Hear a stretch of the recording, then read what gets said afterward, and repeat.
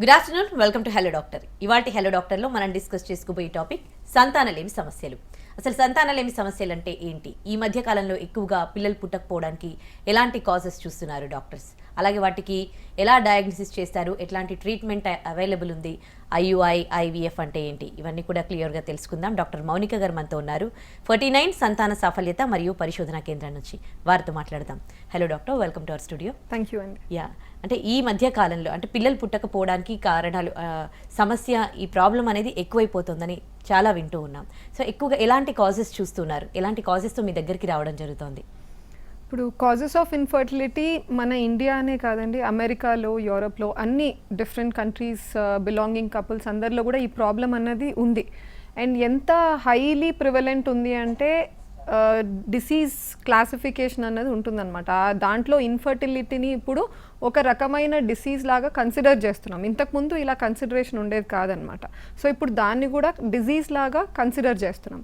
ఈ infertility problem ఒక కపుల్కి అసలు ఉందా లేదా అన్నది డయాగ్నోస్ చేయాలి అంటే ఒక కపుల్లో పీరియడ్స్ కరెక్ట్గా వస్తూ లేడీకి, హస్బెండ్ అండ్ వైఫ్ వారానికి అట్లీస్ట్ ఒక 2-3 టైమ్స్ ఎటువంటి ప్రొటెక్షన్ లేకుండా కలుస్తూ ఆ తర్వాత కూడా 1 ఇయర్కి కూడా వాళ్ళకి ప్రెగ్నెన్సీ అన్నది అందలేదు అంటేనే ఈ ప్రాబ్లం వాళ్ళు ఫేస్ చేస్తున్నారు అనేది మనము డయాగ్నోస్ చేయొచ్చు అనమాట.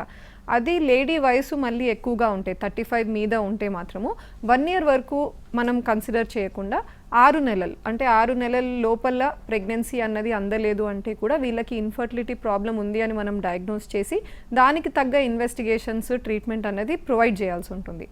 నువ్వు ఈ కాజెస్ ఆఫ్ ఇన్ఫర్టిలిటీ దేనివల్ల వస్తుంది, ఎవరిలో ఎక్కువగా ప్రాబ్లమ్స్ చూస్తున్నాం, లేడీస్లోనా మెన్లోనా? ఇదే క్వశ్చన్ ఒక 10-15 ఇయర్స్ బ్యాక్ వేసుంటే ఎక్కువగా లేడీస్లో ప్రాబ్లమ్స్ కనపడేవి మెన్తో కంపారిజన్లో. బట్ ప్రజెంట్ కాలంలో ఏమవుతుందంటే మేము టెస్ట్ చేస్తున్నప్పుడు ఆల్మోస్ట్ 50-50% అంటే ఈక్వల్లీ విమెన్లో ప్రాబ్లమ్స్ ఉంటున్నాయి, మెన్లో కూడా ప్రాబ్లమ్స్ ఉంటున్నాయి. అండ్ అదేవిధంగా కొంతమంది కపుల్స్లో చూస్తుంటే ఇద్దరిలో ప్రాబ్లమ్స్ కనపడుతున్నాయి. అంటే విమెన్లో కూడా ఏదో ఒక ఇష్యూ ఉంది, మెన్ సైడ్ నుంచి కూడా కణాల ప్రాబ్లం అనేది మనం చూస్తున్నాం. విమెన్లో ఇంకా డీటెయిల్గా వెళ్తే ఎక్కడ ప్రాబ్లం అయి ఉండొచ్చు, 30-40% కేసెస్ అంటే హైయెస్ట్ నంబర్ ఆఫ్ కేసెస్లో అండాశయంలో ప్రాబ్లమ్స్ ఎదురవుతున్నాయి. గుడ్డు సరిగ్గా పెరగకపోవడం వల్ల, విడుదల కాకపోవడం వల్ల. ఇది ఏ ప్రాబ్లమ్స్ వల్ల అవుతున్నాయంటే హార్మోనల్ వ్యత్యాస, థైరాయిడ్ సమస్య కావచ్చు, లేదా నీటి బుడగల ప్రాబ్లమ్స్ ఉండొచ్చు. దీని తర్వాత నెక్స్ట్ హైయెస్ట్ చూసేవి ట్యూబ్లో ఇష్యూస్ అనమాట. సో ట్యూబ్లో ఏదన్నా ఇన్ఫెక్షన్ వల్ల బ్లాక్ అయ్యి, లేదా ఇంతకుముందు ఏమన్నా వేరే ఆపరేషన్స్, అపెండిసైటిస్ అని అపెండిసెక్టమీ సర్జరీలు, వేరే ఇంటెస్టైన్స్ మీద, పేగుల మీద సర్జరీలు ఆ రీజన్లోనే జరగడం వల్ల అతుకులు క్రియేట్ అయ్యి ట్యూబ్ కూడా దెబ్బతినడము. సో ఇలా ట్యూబ్ ప్రాబ్లమ్స్ నెక్స్ట్ వస్తాయి. ఆ తర్వాత వచ్చేది గర్భసంచి గోడల్లో ఏమన్నా పెద్ద పెద్ద గడ్డలు లాంటివి ఉన్నాయా, లోపల పొర ఎలా ఉంది, కరెక్ట్గా ఇనఫ్ సఫిషియంట్ థిక్నెస్లో పెరుగుతుందా లేదా ప్రతి నెల. తర్వాత వెజైనా అంటే భర్త భార్య కలిసే చోటు, సో ఈ గర్భసంచి ముఖద్వారం, సర్విక్స్, వెజైనా వీటిల్లో కూడా ఏమన్నా ఇష్యూస్ ఉన్నాయా, ఇలా మేము క్లాసిఫై చేసుకుంటూ వస్తాము. బట్ మ్యాక్సిమం చూసేది మాత్రము ఓవరీ, అండాశయంలోనే ఎక్కువగా ప్రాబ్లమ్స్ అనేవి ఎదురవుతున్నాయి. ఇకపోతే మెన్లో ఎలాంటి కాజెస్ చూస్తున్నారు? ఇప్పుడు మెన్లో అయితే మేము టెస్ట్ చేసేది వీర్య కణాల కోసము. ఆ టెస్ట్ బేసిస్ మీద మేము కొన్ని నార్మ్స్ ఉంటాయన్నమాట. WHO అని బాడీ ఉంది, అది డిసైడ్ చేసింది ఈ నంబర్స్ మీద ఉంటే కణాల సంఖ్య నార్మల్, ఈ పర్సంటేజ్ మీద ఉంటేనే కణాల కదలిక నార్మల్గా ఉంది అని చెప్పేసి. సో వీటికి భిన్నంగా మనం ఏమైనా రిపోర్ట్స్లో చూస్తే రీజన్స్ ఏమై ఉండొచ్చు అని డీటెయిల్గా ఇవాల్యుయేట్ చేయడానికి హార్మోన్స్ టెస్ట్స్ ఉంటాయి వీళ్ళలో. చేసిన తర్వాత మేము డిసైడ్ చేస్తాం ఏ చెక్ పాయింట్ దగ్గర ఇష్యూ రైజ్ అయ్యి ఉండొచ్చు. మెదడు నుంచి వచ్చే సిగ్నల్స్ బీజంకి సరిగ్గా అందుకోవట్లేదా, FSH LH బాగా తక్కువగా సిగ్నల్స్ రిలీజ్ అవుతున్నాయా, లేదా బీజంలో బై బర్త్ ఏదన్నా ప్రాబ్లం ఉందా, పుట్టుకతోనే సరిగ్గా ఉండాల్సిన చోటు లేవా, లేదా కణాలు సరిగ్గా ఉత్పత్తి అవ్వట్లేదా. లాస్ట్ వచ్చేసి సెక్షువల్లీ ట్రాన్స్మిటెడ్ డిసీజెస్ లేదా యూరిన్ ఇన్ఫెక్షన్స్. ఆ లోకల్గా ఇన్ఫెక్షన్స్ ఏమవుతాయి అంటే పెనిస్ ద్వారా బై బ్యాక్వర్డ్స్ అసెండ్ అవుతూ టెస్టిస్ వరకు చేరుకొని, లేదా ఆ ట్యూబ్స్లో ఎక్కడన్నా లైనింగ్ బాగా దెబ్బతీసి ఆ స్కార్ ఫామ్ అయిపోయి ఆ బయటికి వచ్చే దారుల్లో అడ్డంకు క్రియేట్ అవ్వడం వల్ల కూడా కణాలు పూర్తిగా బయటికి సిమెన్లో ఎక్స్ప్రెస్ కాకపోవచ్చు. అందుకని కొన్ని హార్మోన్స్ టెస్ట్ చేయడం ద్వారా మనకు ఒక ఐడియా వస్తుంది ఎక్కడ ప్రాబ్లం ఉండి ఉండొచ్చు అని చెప్పేసి. ఓకే, సో ఇందాక మీరు విమెన్కి చెప్పేసరికి చాలా కాజెస్ చెప్పారు. అండాశయం కావచ్చు, థైరాయిడ్, హార్మోనల్, ఇవన్నీ చాలా కామన్ అయిపోయాయి కదా ప్రతి ఒక్కరిలో, అంటే మ్యాక్స్ చాలా మందిలో ఉంటూ ఉన్నాయి. సో మరి ఇలాంటి కాజెస్ వాళ్ళకి బయటపడ్డప్పుడు హార్మోన్స్ థైరాయిడ్ ముఖ్యంగా మాట్లాడుకుంటే వాళ్ళకి పిల్లలు పుట్టడంలో ఎందుకు ఇబ్బంది అవుతుంది, ఇవి ఏ విధంగా ఎఫెక్ట్ ఇస్తాయి? ఇప్పుడు thyroid hormone and FSH LH అన్న హార్మోన్స్ ఇవి మూడు కూడా మనకు మెదడులో పిట్యూటరీ అని ఒక గ్లాండ్ ఉంటుంది, అక్కడ నుంచే రిలీజ్ అవుతాయి అన్నమాట. సో ఒకదాని మీద ఒకటి ప్రభావం అనేది చూపిస్తుంది. సో థైరాయిడ్ సమస్య ఉన్న వాళ్ళకి ఈ ఎఫ్ఎస్హెచ్ ఎల్హెచ్ కూడా కరెక్ట్గా రిలీజ్ కాకపోవడం వల్ల అండాశయంలో సిగ్నల్స్ ఎఫ్ఎస్హెచ్ ఎల్హెచ్ వచ్చి యాక్ట్ చేస్తేనే ఆ చిన్నగా ఉన్న గుడ్డు పెద్దగా పెరిగి లోపల ఉన్న ఎగ్ మెచ్యూర్ ఎగ్ అనేది బయట కూడా బ్రేక్ అయి విడుదలవుతుంది. సో ఈ హార్మోనల్ వ్యత్యాసం వల్ల ఈ ప్రాసెస్ జరగలేదనుకోండి, మేమేం చేస్తాము అంటే మెదడు నుంచి ఐడియల్గా అందాల్సిన సిగ్నల్ని బయట ట్యాబ్లెట్స్ ద్వారా లేదా ఇంజెక్షన్స్ ద్వారా లేడీకి ప్రొవైడ్ చేసి ఈ సైకిల్ని మేము ఇండ్యూస్ చేస్తాం. అంటే ఎగ్ పెరుగుదల, ఎగ్గు విడుదల ఇవన్నీ కూడా మేము కంట్రోల్ చేస్తాం బయట నుంచి. ఇలా చేసినప్పుడు ఏమవుతుందంటే లేడీ ఎవరికైతే పీరియడ్స్ కరెక్ట్గా రావట్లేదో, సొంతంగా లోపల ఒక ఎగ్ అనేది పెరిగి విడుదల కావట్లేదు, మేము ట్రీట్మెంట్ ఇచ్చినప్పుడు ఎగ్ గ్రోత్ తెప్పించి విడుదల అయ్యేలా చూస్తాం. కాబట్టి యాజ్ అ కౌంటర్ పార్ట్ ఎవరికైతే పీరియడ్స్ కరెక్ట్గా వచ్చి ఎగ్ రిలీజ్ అవుతుందో అటువంటి లేడీ లాగా సిమిలర్ అటెంప్ట్ ఎట్ ప్రెగ్నెన్సీ అన్నది ఆ మంత్లో ఉంటుంది, which is almost around 10 to 15% per cycle అనమాట.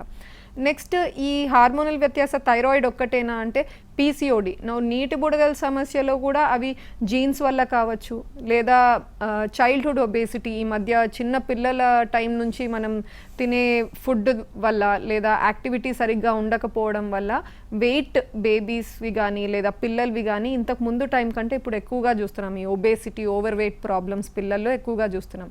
ఇలా ఉన్నప్పుడు ఆటోమేటిక్గా రేపు పెద్ద మనిషి అయిన తర్వాత గర్ల్ చైల్డ్హుడ్లో ఒబేసిటీ ఉంటే పెద్ద మనిషి అయిన తర్వాత ఆ గర్ల్లో ఈ పీసీఓడి ప్రాబ్లం కూడా అరైజ్ అయ్యే రిస్క్ ఎక్కువగా ఉంటుంది. అందుకని ఈ పీసీఓడి ప్రాబ్లం మనము ఎంత వీలైతే అంత మనం తగ్గించుకుంటూ ప్రివెంట్ చేయాలి అంటే మాత్రము వర్క్ అన్నది చిన్నప్పటి నుంచి స్టార్ట్ అవుతుంది. అది మ్యారేజ్ అయిన తర్వాతో లేదా పీరియడ్ స్టార్ట్ అయిన తర్వాతో కాదు, వే బిఫోర్ నుంచి మన సైడ్ నుంచి ఎఫర్ట్స్ అన్నవి స్టార్ట్ అవ్వాల్సి ఉంటుంది. ఓకే, ఇప్పుడు పీరియడ్స్ ఇర్రెగ్యులర్ ఒక్కటే దాని ద్వారా మనకి థైరాయిడ్ ఉందని తెలిసిపోతుందా, లేకపోతే ఇట్లా? ఇప్పుడు థైరాయిడ్ సమస్య ఉన్న వాళ్ళకి irregular cycles only one of the many symptoms అండి. ప్రెజెంటేషన్ వేరే చాలా ఉంటాయి. హెయిర్ బాగా లస్చర్ లేకుండా పోవడం, హెయిర్ ఫాల్ ఎక్కువ కావడం, లేదా కాన్స్టిపేషన్ ప్రాబ్లం ఉండొచ్చు, లేదా డయేరియా ప్రాబ్లం ఉండొచ్చు. వీళ్ళల్లో స్వెట్టింగ్, ఎక్కువగా వేడి ఫీల్ అవుతున్నారా, వీటిని బట్టి హైపోథైరాయిడా హైపర్ థైరాయిడా అన్నది మనకు తెలుస్తుంది. అంటే థైరాయిడ్ హార్మోను సరిపడా అమౌంట్స్లో రిలీజ్ అవ్వట్లేదా, లేదా మరి అవసరం ఉన్న అమౌంట్ కంటే ఎక్కువగా రిలీజ్ అవుతున్నాయి. ఇట్లా సిస్టమిక్ సిమ్టమ్స్ చాలా ఉంటాయి. పాల్పిటేషన్స్ అంటాం, గుండె బాగా గట్టిగా కొట్టుకుంటుంది అని చెప్తుంటారు, వాళ్ళకి తెలుస్తుంది అని చెప్పేసి. వెయిట్ లాస్ లేదా ఈజీగా వెయిట్ గెయిన్ అవ్వడము, ఇవన్నీ కూడా పీరియడ్స్ కాకుండా వేరే వేరే సిమ్టమ్స్ సిస్టమిక్గా వాళ్ళకు ఉండొచ్చు. వీటి బట్టి కూడా థైరాయిడ్ సమస్య ఉందేమో అని డౌట్ పడి టెస్ట్ చేయించుకోవడం ఆల్వేస్ బెటర్. ఓకే, మరి ఇకపోతే ట్యూబల్ ప్రాబ్లమ్స్, వాటి సిమ్టమ్స్ ఎట్లా ఉంటాయి, వాళ్ళకి ఆ ప్రాబ్లం ఉందని ఎట్లా తెలిసేది? ఇప్పుడు పిల్లలు పుట్టకపోతే మీ దగ్గరికి వచ్చి టెస్ట్ చేయించుకుంటేనే ఇది తెలుస్తుందా? ఇది ఎక్కువగా ట్యూబల్ ప్రాబ్లమ్స్ ఇన్సిడెంటల్గానే తెలుస్తాయి అన్నమాట. అంటే ప్రెగ్నెన్సీ కోసం ట్రై చేసే వాళ్ళకు ప్రెగ్నెన్సీ ఈజీగా కలగట్లేదు అన్నప్పుడు చేసే రొటీన్ టెస్ట్స్లో ట్యూబ్స్ ఓపెన్ ఉన్నాయి లేదా చేసే టెస్ట్ కూడా వన్ ఆఫ్ దెమ్. సో ఎక్కువగా ట్యూబ్స్లో ప్రాబ్లం ఉంది లేదా బ్లాక్ ఉంది అని ఈ టైంలోనే బయటపడుతూ ఉంటాయి. కానీ వేరే ఇట్లా బయటపడిన తర్వాత వెన్ వి గో బ్యాక్ అనమాట, హిస్టరీ అడుగుతాం. అంటే మీకు రిపీటెడ్గా వెజైనా ఇన్ఫెక్షన్స్ ఉండేవా, తెల్లబట్ట ప్రాబ్లమ్స్ ఎక్కువగా ఉండేవా, అప్పుడప్పుడు పొట్ట నొప్పి, ఫీవరు, ఇలా పెల్విక్ ఇన్ఫ్లమేటరీ డిసీజ్ అంటాం అనమాట. ఆ యూట్రస్ ఉన్న రీజన్, ఆ పెల్విస్ రీజన్లో ఇన్ఫెక్షన్ వచ్చినప్పుడు సిమ్టమ్స్ వాళ్ళకి ఫీవర్గాను పొట్ట నొప్పి ద్వారానో అలా ప్రెజెంట్ అవుతూ ఉంటాయి. సో రిపీటెడ్ ఎపిసోడ్స్ ఇలా జరిగినప్పుడు కూడా ట్యూబ్స్లో కూడా బ్లాక్ ఏర్పడచ్చు. వాళ్ళు ఆ సిమ్టమ్స్ని అప్పట్లో ఇగ్నోర్ చేస్తుంటారు, but when we go back we try to reason out, అంటే వాటి వల్ల అయ్యి ఉండొచ్చు ఈ ప్రాబ్లం అని చెప్పి. ఇంకొకటి ట్యూబర్క్యులోసిస్ ప్రాబ్లం, క్షయవ్యాధి. కొంతమందికి పల్మనరీ ట్యూబర్క్యులోసిస్ ఉంటుంది పాస్ట్లో, పెళ్లికి ముందు లేదా చిన్న వయసులో. ఆ టైంలో వాళ్ళు ట్రీట్మెంట్ కూడా తీసుకొని ఉంటారు, పూర్తి 6 months లేదా 1 year ట్రీట్మెంట్ కంప్లీట్ చేసి ఉండొచ్చు. అయినప్పటికీ ఆ టీబీ ఇన్ఫెక్షన్ లంగ్లోనే లోకలైజ్ కాకుండా ఆ టైంలో బ్లడ్ ద్వారా వేరే వేరే ఆర్గన్స్ అన్నీ రీచ్ అవుతూ ఉంటుంది. బోన్కి రీచ్ అవ్వచ్చు, జాయింట్స్, ఇంటెస్టైన్, అదేవిధంగా యూట్రస్ని కూడా చేరుకుంటుంది అనమాట. చేరుకొని ఏం చేస్తుందంటే సైలెంట్గా లోపల లైనింగ్ని దెబ్బతీస్తూ ఉంటుంది over time, months or over years. దెబ్బతీస్తూ లైనింగ్ని, ట్యూబ్ లైనింగ్ని, గర్భసంచి పొరని దెబ్బతీస్తూ ఉన్నప్పుడు ఏమవుతుందంటే ఇనీషియల్గా వాళ్ళకు ప్రెజెంటేషన్ హెవీగా పీరియడ్స్ అవుతాయి, ఎందుకంటే ఎక్కువ బ్లడ్ ఫ్లో వస్తుంది కాబట్టి ఇన్ఫెక్షన్ అయినప్పుడు అక్కడ. అక్కడ. ఆ తర్వాత నిదానంగా లోపల లేయర్స్ తినేస్తూ బ్లీడింగ్ అన్నది స్కాంటీ అయిపోతుంది. ఇంతకుముందు 3-4 డేస్ బ్లీడింగ్ ఉన్నది, ఇప్పుడు 2 days, 1 day or only spotting, minimal 1 pad సరిపడుతుందండి పీరియడ్కి అన్నట్టు వస్తుంది అనమాట. ఆ తర్వాత కంప్లీట్గా పీరియడ్స్ ఆగిపోవచ్చు. సో ఇలా కోర్సెస్ మనం చూస్తున్నాము, స్కాంటీ అవుతూ ఆగిపోవడం ఇలా వెళ్తుంది కోర్స్. అంటే మాత్రము లేడీస్ కొంచెం అలర్ట్ అయ్యి రీజన్ ఏమై ఉండొచ్చు, సైలెంట్ టీబీనా ఏమైనా టెస్ట్ బయాప్సీ చేసి చూసుకోవడం ఆల్వేస్ అడ్వైజబుల్. ఓకే, అంటే ఎలా డయాగ్నోస్ చేస్తారు ఈ ప్రాబ్లమ్స్ని మీరు హాస్పిటల్కి వచ్చినప్పుడు? ఇప్పుడు టీబీకి యాక్చువల్గా చాలా టెస్ట్ ఉన్నాయండి. ఒకటి మ్యాన్టూస్ టెస్ట్ అంటారు, అంటే చిన్న ప్రిక్ చేసి ఫోరామ్ మీద చేస్తుంటారు. కానీ it is not a very specific test. ఎందుకు అంటే బర్త్ టైంలో పిల్లలకి టీబీ రాకూడదు అని మనం బీసీజీ వ్యాక్సిన్ అవి వేస్తున్నాం. సో ఆ వ్యాక్సినేషన్ వల్ల మనకి లోపల ఇన్నేట్ ఇమ్యూనిటీ, ఒక రెసిస్టెన్స్ అన్నది ఉంటుంది ట్యూబర్క్యులోసిస్కి. దానివల్ల కూడా మ్యాన్టూస్ టెస్ట్ పాజిటివ్ వస్తుంది. బట్ పెరిఫరీలో మేము ఏం చూస్తున్నామంటే చాలామంది జస్ట్ ఈ టెస్ట్ బేసిస్ మీద వాళ్ళకు ట్రీట్మెంట్ అన్నది ఆఫర్ చేస్తున్నారు. ఐడియల్గా it is better we don't do this. ఇంతకంటే కూడా కొన్ని కన్ఫర్మేటరీ టెస్ట్ ఉంటాయి. నేను అన్నట్టు బయాప్సీ చేసి క్వాంటిఫెరాన్ గోల్డ్ టెస్ట్ లేదా ఎంజీఐటీ అని కల్చర్ టెస్ట్ ఉంటాయి. ఇలాంటి టెస్ట్ చేసుకొని స్పెసిఫిక్, అంటే ఎక్కడైతే ఛాన్సెస్ ఆఫ్ ఇన్ఫెక్షన్ నిజంగా ఉందా లేదా అని తెలుసుకునే అవకాశాలు హై ఉంటాయి, ఫాల్స్ పాజిటివ్స్ తక్కువ ఉంటాయి. అటువంటి టెస్ట్ చేసుకొని నిజంగా ఉంటేనే మీరు you should follow it up with treatment. Right. Yeah doctor గారు, ట్యూబల్ ఇష్యూస్ గురించి చెప్పారు, డయాగ్నోసిస్ ఎలా చేస్తారో చెప్పారు. ఇప్పుడు ఈ ప్రాబ్లమ్స్ ఉన్నప్పుడు దాంట్లో టెస్ట్లో తెలిసినప్పుడు ఎట్లాంటి ట్రీట్మెంట్ ఉంటుంది వాళ్ళకి? ట్యూబ్స్ ఫస్ట్ ఆఫ్ ఆల్ మనకు 2 ఉంటాయండి. First patency important, tube open ఉందా లేదా అని చెప్తుంది అంతే. నెక్స్ట్ ట్యూబ్కి ఇంకొక ఆస్పెక్ట్ ఉంటుంది, డైనమిక్స్ అంటాం. డైనమిక్స్ అంటే ట్యూబ్ని కూడా భాగాలుగా it has different parts, like isthmic part లేదా fimbrial part, ampullary part. So ఇట్లా డిఫరెంట్ పార్ట్స్ ఉంటాయి. కరెక్ట్గా యాంపుల్లా అంటాం, అంటే మోస్ట్ వైడ్గా ఉన్న ప్లేస్లో ట్యూబ్, అక్కడ ఎగ్ కణం కలిసి పిండం అన్నది ఏర్పడే చోటు ఇది. దానికంటే ముందు ఇంపార్టెంట్ ఫింబ్రియా అంటాం. ఫింబ్రియా అంటే ట్యూబ్ ఎండ్కి మనకు చేతులు, ఫింగర్స్ లాగా ఉంటాయి, అవి వెళ్ళి ఎగ్ని పట్టుకోవాల్సి ఉంటుంది. సో మనం ఈ చేసే హెచ్ఎస్జీ లేదా స్కాన్లో చూసుకొని టెస్ట్ చేసుకోవడం, ఈ టెస్ట్లో అంతా మనం ఓన్లీ టెస్ట్ చేస్తుంది ఓపెన్ ఉన్నాయా లేదా అన్నదాన్ని మాత్రమే. సో దీంట్లో మనకు కనుక ఏదన్నా సాలిడ్గా బయటపడింది, బ్లాక్ ఉంది అని కనపడితే, చిన్న టెస్ట్లో హెచ్ఎస్జీ లాంటి టెస్ట్లో బ్లాక్ అని కనపడినా కూడా దాన్ని మనం ఫర్దర్గా వెళ్ళి కన్ఫర్మ్ చేసుకోవాలి నిజంగా బ్లాకా లేదా అనేది. లాప్రోస్కోపీలో అనెస్థీషియా ఇచ్చి అండర్ అనెస్థీషియా డైరెక్ట్గా అండర్ విజన్ డై పంపించి అక్కడ కూడా మనకు బ్లాక్ అని తెలిస్తే నెక్స్ట్ దీన్ని రీఓపెన్ చేసుకోవచ్చా, రీకెనలైజ్ చేసుకోవచ్చా అంటే ఉన్నాయండి. లైక్ ట్యూబ్లో మేము ఒక గైడ్ వైర్ పంపించి ఈ బ్లాక్ని క్లియర్ చేసే ప్రయత్నం చేస్తాం. కానీ ఇది 100% వర్కౌట్ అవుతుందని లేదు. కొన్ని కేసెస్లో వర్కౌట్ అవుతుంది, బట్ మెజారిటీలో బ్లాక్ అన్నది మనము క్లియర్ చేయలేకపోతాం అనమాట. అందుకని బ్లాక్ ట్యూబ్స్ అది సింగిల్ సైడా, బోత్ సైడ్స్ బ్లాకా అనే దాన్ని బట్టి మేము ట్రీట్మెంట్ అనేది అడ్వైస్ చేసుకుంటూ వెళ్తాం. నెక్స్ట్ డైనమిక్స్, అవి ఎలా మూవ్ అవుతున్నాయి, ప్రాపర్గా ఎగ్ కలెక్ట్ అవుతుందా లేదా ట్యూబ్ లోపల ఉన్న సన్న హెయిర్ లాంటి సీలియా ఎలా ఫంక్షన్ అవుతున్నాయి, ఇవన్నీ తెలుసుకునే అంత టెక్నాలజీ ప్రెజెంట్లీ మనకు అవైలబుల్ లేదు. సో అందుకనే ట్యూబ్స్ బాగున్నా కూడా 30-40% కేసెస్లో everything is fine, egg release అవుతుంది, ట్యూబ్స్ ఓపెన్ ఉన్నాయి, కణాలు బాగున్నాయి, అయినప్పటికీ ప్రెగ్నెన్సీ అందట్లేదు. ఇట్లాంటి కపుల్స్ మాకు ఎంత హై ఉంటాయంటే 30-40% ఉంది. In spite of so much of technology, so many tests that we carried out, nearly 30-40% కేసెస్లో మేము ఇది ప్రాబ్లం అని పాయింట్అవుట్ చేయలేకున్నాం. వీళ్ళల్లో ఏంటంటే ప్రాబ్లం లేదు అని కాదు. లైక్ ఐ సెడ్, నేను అన్న ట్యూబల్ డైనమిక్స్లో ఎక్కడన్నా ప్రాబ్లం ఉండొచ్చు, లేదా ఎగ్ క్వాలిటీలో ఇష్యూ ఉండొచ్చు, లేదా ఎగ్ కణం కలిసి తయారైన పిండంలో జన్యుపరంగా ఏదైనా ప్రాబ్లమ్స్ అరైజ్ అవ్వడం వల్ల గర్భసంచి దాన్ని అతుక్కొని ఇవ్వట్లేదని అట్లా ప్రాబ్లం ఉండొచ్చు. లేదా గర్భసంచి పొరలో కూడా జీన్స్ ఉంటాయి, ఇంప్లాంటేషన్ అంటే పిండం అతుక్కోవడానికి రోల్ ప్లే చేస్తుంటాయి. సో అవి కూడా టూ మచ్ హై సెలెక్టివిటీ ఉన్నప్పుడు ఎక్కువగా రిజెక్ట్ చేస్తూ ఉంటాయి అన్నమాట ఎంబ్రియోస్ని. సో ఇట్లా ఈ చిన్న చిన్న సెల్యులర్ లెవెల్స్లో ఏమైనా ప్రాబ్లమ్స్ ఉండొచ్చు వీళ్ళల్లో అన్ఎక్స్ప్లెయిన్డ్ ఇన్ఫర్టిలిటీలో. ఓకే, మరి వాళ్ళకి పిల్లలు పుట్టాలంటే వాళ్ళకున్న ఆప్షన్స్ ఏంటి మరి? ఇప్పుడు అన్ఎక్స్ప్లెయిన్డ్ ఇన్ఫర్టిలిటీలో ఫస్ట్ మేము స్ట్రెస్ చేసేది ఏంటంటే కపుల్స్కి న్యాచురల్గా ప్రెగ్నెన్సీ పాసిబుల్ ఉంది, లేదు అని కాదు. అవుట్రైట్గా కణాలు కనిపించట్లేదు లేదా ట్యూబ్స్ 2 బ్లాక్ ఉన్నాయంటే మేము చెప్పగలం, మీరు ట్రీట్మెంట్ తీసుకోవాల్సిందే, ట్రీట్మెంట్ లేకుంటే మీకు ప్రెగ్నెన్సీ అందదు అనే మేము ఖచ్చితంగా చెప్పగలం. కానీ అన్ఎక్స్ప్లెయిన్డ్ ఇన్ఫర్టిలిటీలో ప్రాబ్లం ఏంటంటే ప్రాబ్లం తెలియట్లేదు కాబట్టి ఛాన్స్ ఆఫ్ న్యాచురల్ ప్రెగ్నెన్సీ ఖచ్చితంగా వీళ్ళకు ఉంటుంది. కానీ అవ్వట్లేదు అన్నప్పుడు బాగా ఇంపేషెంట్ అవుతారు కాబట్టి మనం ట్రీట్మెంట్స్కి తీసుకెళ్తాం. వాళ్ళు ఎన్నో ఒక 2 ఇయర్స్ ట్రై చేసి పీరియడ్ కరెక్ట్గా వస్తుంది, ప్రెగ్నెన్సీ రావట్లేదని వచ్చినప్పుడు మేము టెస్ట్ చేసి అంతా బాగానే ఉందండి, మళ్ళీ వెళ్ళి మీరు ట్రై చేయండి న్యాచురల్గా అంటే no patient likes it, no couple likes it అలా చెప్పడం, that explanation. They want some treatment. So మేము ఏం చేస్తామంటే వి స్టార్ట్ ఆఫ్ టాబ్లెట్స్తో స్టార్ట్ చేస్తాము. టాబ్లెట్స్తో ఎగ్ మానిటర్ చేసుకుంటూ కపుల్ని ట్రై చేయమంటాం ఎగ్ రిలీజ్ అయిన టైంలో. లేదు ఇలా జరగట్లేదు ఒక 5-6 సైకిల్స్కి కూడా అంటే నెక్స్ట్ ఐయుఐకి వెళ్తాం. ఐయుఐలో కూడా అన్ఎక్స్ప్లెయిన్డ్ ఇన్ఫర్టిలిటీ ఆఫర్ చేసే సక్సెస్ రేట్ ఓన్లీ 10 to 12%, అంటే 10 మెంబర్స్లో ఒక్కరికే ప్రెగ్నెన్సీ వచ్చే అవకాశం ఉంటుంది. వీటిల్లో కూడా వర్కౌట్ అవ్వట్లేదంటే అప్పుడు మేము టెస్ట్ ట్యూబ్ బేబీ పద్ధతి ఐవీఎఫ్ లాంటివి వెళ్తాం. నేనన్న ట్యూబ్ ఫంక్షన్స్ మనకు అర్థం కావట్లేదు, ఏదో ప్రాబ్లం ఉండి ఉండొచ్చు అంటే దాన్ని మనం బైపాస్ చేసేసి ట్యూబ్ అవసరం లేకుండా ఎగ్ కణం బయట ల్యాబ్లోనే కలిపి పిండం తయారు చేసేసి తయారైన పిండంని గర్భసంచిలో పెట్టగలుగుతున్నాం. కాబట్టి ఈ చిన్న చిన్న ప్రాబ్లమ్స్ ఏవైతే మనం కనిపెట్టలేకున్నామో దాన్ని మనం బైపాస్ చేయొచ్చు అనమాట. అందుకని ఒక 50% దాకా సక్సెస్ రేట్ అనేది అచీవ్ చేయొచ్చు ఐవీఎఫ్లో. ఓకే, సో ఈ ఐయుఐ ఐవీఎఫ్ ఏంటి డీటెయిల్గా చెప్తారా? IUI treatment intra uterine insemination అంటాము. దీంట్లో లేడీ ఎగ్ని పీరియడ్ సెకండ్ డే నుంచి గ్రోత్ మనం ఫాలో అవుతూ మిడ్ సైకిల్లో ఎప్పుడైతే ఫాలికల్ రప్చర్ అయింది, ఎగ్ విడుదలైంది అని మనం స్కాన్లో ఫైండింగ్స్ తెలుసుకున్న రోజు భర్త కణాల శాంపుల్ని సెంటర్లో ప్రొవైడ్ చేస్తారు. ప్రొవైడ్ చేసిన శాంపుల్ని ప్రాసెసింగ్ చేస్తాం.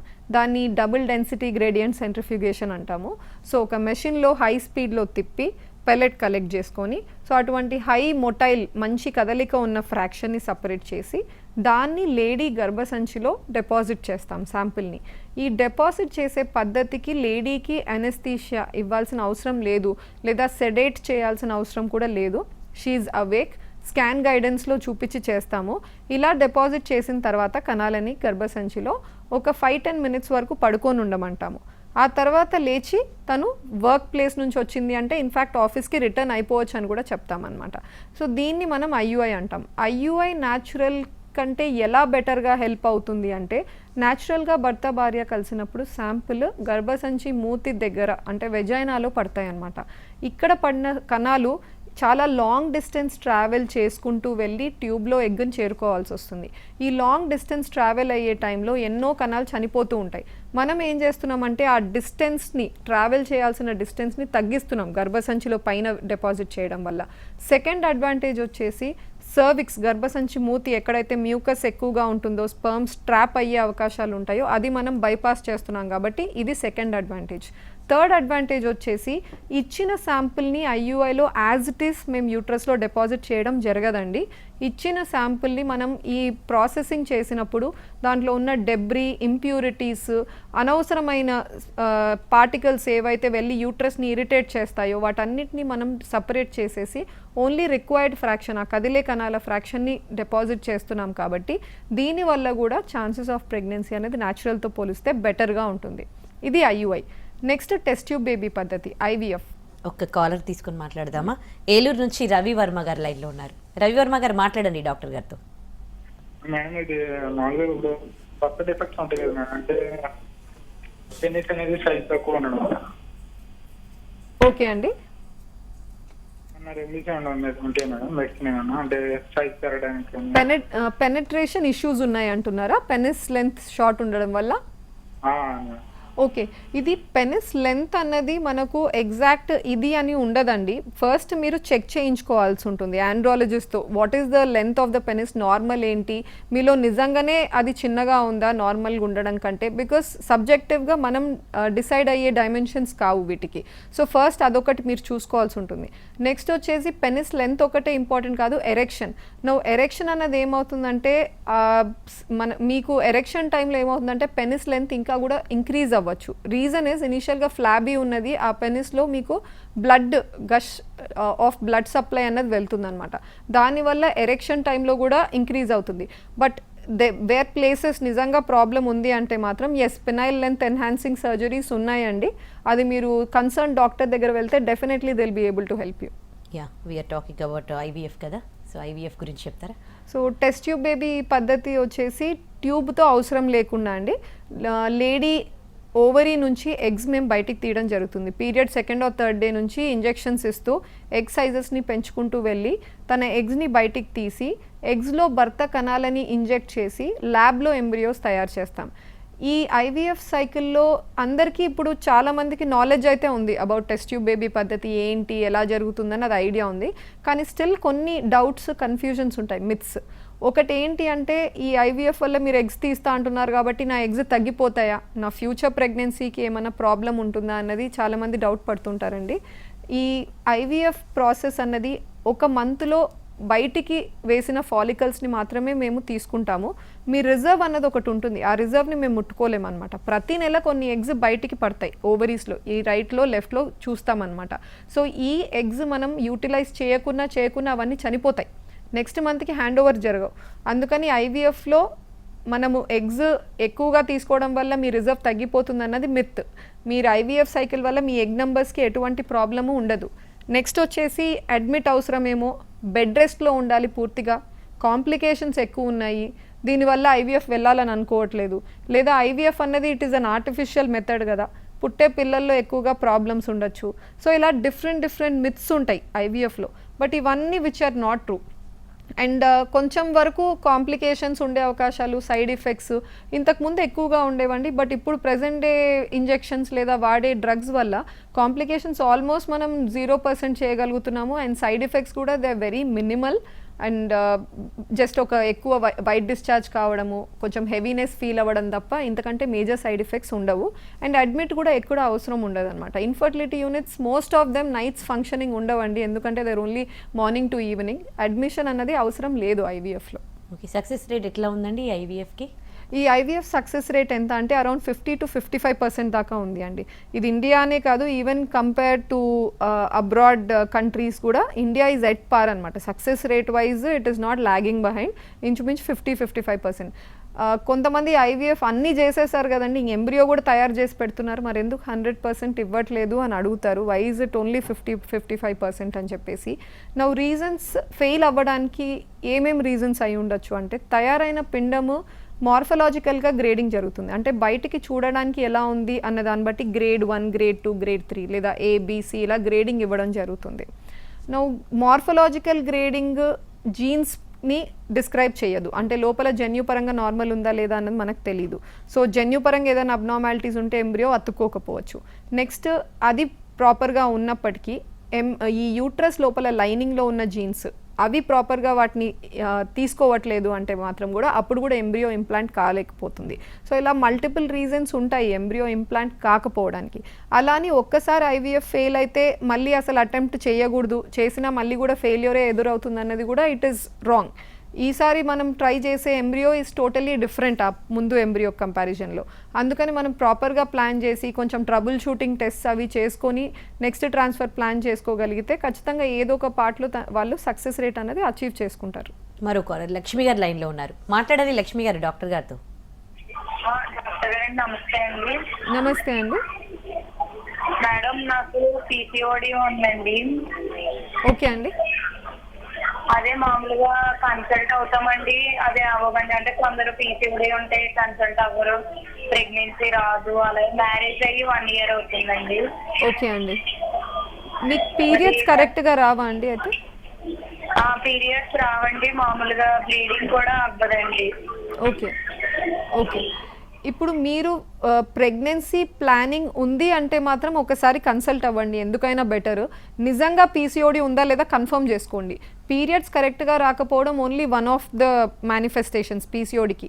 ఇంకా కూడా వేరే ఆస్పెక్ట్స్ ఉంటాయి, అంటే ఎక్కువగా హెయిర్ వస్తుందా మీకు ఫేస్ మీద, యాక్నే ప్రాబ్లమ్స్, పింపుల్స్ ప్రాబ్లమ్స్ ఎక్కువగా ఉన్నాయా, అదర్వైజ్ స్కాన్లో కూడా నిజంగానే పాలిసిస్టిక్ ఓవరీస్ లాగా కనపడుతున్నాయా, ఇవి చూసుకొని కనీసం 2 aspects అన్నా ఉంటే అప్పుడు మీకు పీసీఓడి ఉంది అన్నట్టు డయాగ్నోస్ చేసుకుంటారు. డయాగ్నోస్ చేసుకొని మిగతా వేరే కండిషన్స్ ఉంటాయి, థైరాయిడ్ సమస్య, ప్రొలాక్టిన్ హార్మోన్ ప్రాబ్లమ్స్, వీటి వల్ల కూడా మీకు పీరియడ్స్ ప్రాబ్లమ్స్ అవుతూ ఉండొచ్చు. సో ఈ వేరే డిఫరెన్షియల్ డయాగ్నోసిస్ కూడా ఎక్స్క్లూడ్ చేసుకొని నిజంగా పీసీఓడి ఉంటే మాత్రము మీకు కొన్ని డయట్, లైఫ్ స్టైల్ ఇంటర్వెన్షన్స్ అవి మీకు ఎక్స్ప్లెయిన్ చేస్తారు, ఎక్సర్సైజెస్, డైట్. అండ్ లేదు ఇంకొన్ని సప్లిమెంటరీ మెడికేషన్స్ ఏమైనా అవసరం ఉందంటే టాబ్లెట్స్ పెడతారు. ఇనీషియల్గా ఇలా చూసి ట్రై చేస్తారు, మీ పీరియడ్స్ ఏమైనా రెగ్యులరైజ్ అవుతాయా, ప్రెగ్నెన్సీ రావడానికి ఏమైనా ఫెసిలిటేట్ అవుతుందా లేదా చూస్తారు. లేదు ఒక 2-3 monthsకి కూడా this is not working out అనుకోండి, మీరు యూ టేక్ ట్రీట్మెంట్, టాబ్లెట్స్తో ఒక ఎగ్ గ్రోత్ తెప్పించుకొని ఫాలో అవుతూ భర్త భార్య సో టైం కలిసి చూస్తే డెఫినెట్గా తొందరగా మీరు ప్రెగ్నెన్సీ అనేది అచీవ్ చేసుకోవచ్చు. Thank you so much doctor.